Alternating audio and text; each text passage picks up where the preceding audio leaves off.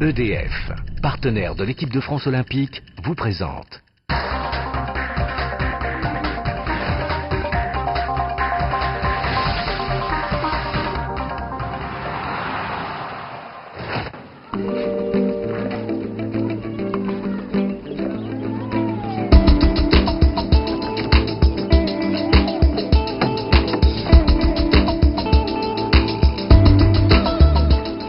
C'est dans la cité de Temple-sur-Lot, dans le Lot-et-Garonne, que l'on retrouve l'équipe de France de canoë-kayak de course en ligne. L'équipe qui ira aux Jeux Olympiques de Pékin est presque au complet.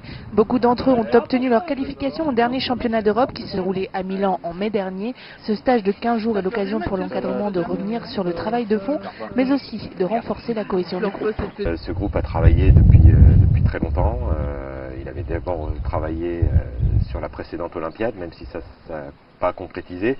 Là, sur cette Olympiade, ça concrétise avec un groupe plutôt jeune, solidaire et travailleur.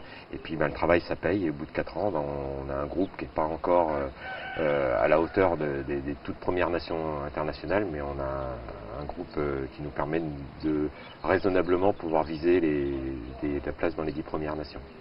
L'objectif est donc clair, ils seront 10 Français sur la ligne de départ pour 6 bateaux. En simple, on retrouve Arnaud Ibois en kayak, le champion d'Europe sur 1000 mètres, en canoë Mathieu Goubel. En couple, il y a en canoë la paire Monique Etchamba. En kayak, on retrouve les filles Anne-Laure Viard et Marie Delattre. Et enfin la paire Jouve Le Crubier et les champions du monde Cyril Carré et Philippe Collin. Tous les espoirs sont permis pour cette équipe de France dont tous les membres se sont classés dans les 10 meilleurs au championnat d'Europe. Ils abordent donc cette échéance avec beaucoup de sérénité. Les Jeux Olympiques, ça ne peut pas être une course moins dure que les championnats du monde, mais on va retrouver exactement les mêmes adversaires. Donc maintenant, vu en plus le bassin il est un petit peu à l'extérieur de Pékin, on va être un petit peu à l'extérieur de tout ce qui va se passer par rapport aux Jeux. On sera peut-être pas dans le village, enfin ainsi de suite. Donc c'est vrai que ça ressemblera plus à un championnat du monde pour nous. Auréolés de leur titre de champion du monde, la paire Carré-Collin a ouvert la voie au canoë-kayak français. Portés par leur exploit de 2007 en Allemagne, les plus jeunes ont effacé de leur tête le complexe du sportif français et pensent qu'être sur le podium n'est plus du domaine du rêve. Forcément, Cyril et Philippe ont ouvert un peu les portes en faisant champion du monde sur 1000 mètres l'année dernière, en nous montrant que voilà, les Français aussi pouvaient faire des places d'honneur.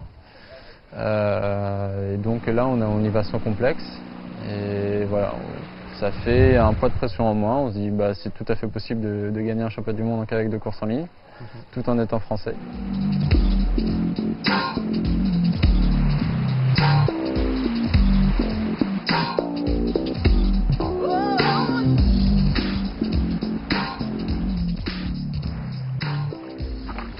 Lassée d'être l'éternelle seconde derrière la discipline du slalom, la course en ligne a compris qu'il fallait revoir sa copie. La fédération a donc réfléchi à une nouvelle politique. Après les JO d'Atlanta en 1996, l'entraîneur de l'Allemagne de l'Est, Carsten Neyman, est venu imposer une nouvelle rigueur de travail qui aujourd'hui commence à porter ses fruits. En plus de cela, il y a eu l'expérience des entraîneurs.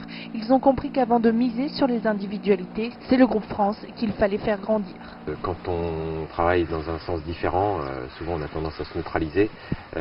Donc là c'était vraiment travailler en synergie. L'objectif c'était pas d'avoir les meilleurs individus dans l'équipe, mais c'était d'avoir la meilleure équipe du monde. Donc ça demande des compétences, des sensibilités un peu différentes et petit à petit on progresse et tout le groupe progresse et tout le canoë-kayak français progresse avec nous.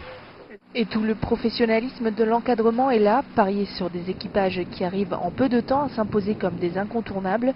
C'est le cas de la paire Bertrand et Monique, William Thiamba en canoë et de Sébastien Jouve, Vincent Le Crubier en kayak. Tous deux ont été formés à la suite des épreuves qualificatives de Mantes-la-Jolie à la fin avril. Ils n'ont eu qu'un mois pour trouver leur réglage, des réglages payants puisqu'ils ont respectivement pris la 9e et la 4e place à Milan. Déjà qu'on soit ensemble, c'est parce que le mode de sélection français était fait de telle sorte que les sélections étaient tout en monoplace.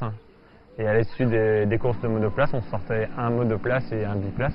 Donc c'est pour ça aussi qu'on avait un petit peu navigué ensemble avant, mais pas en compétition internationale. Donc en fait, ça fait plusieurs années qu'on se côtoie au sein de l'équipe de France, donc on s'entend bien.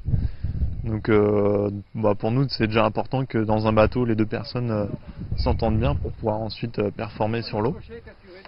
Et sinon dans le bateau en fait assez rapidement on a réussi à trouver nos marques et On n'a pas besoin de faire d'efforts spécialement pour se synchroniser et pour être bien ensemble.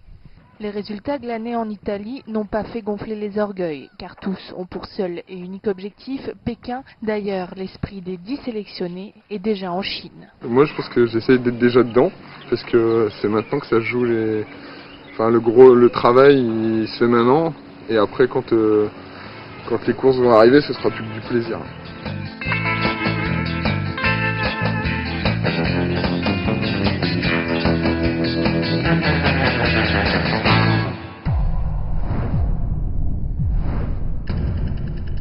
EDF, partenaire de l'équipe de France olympique.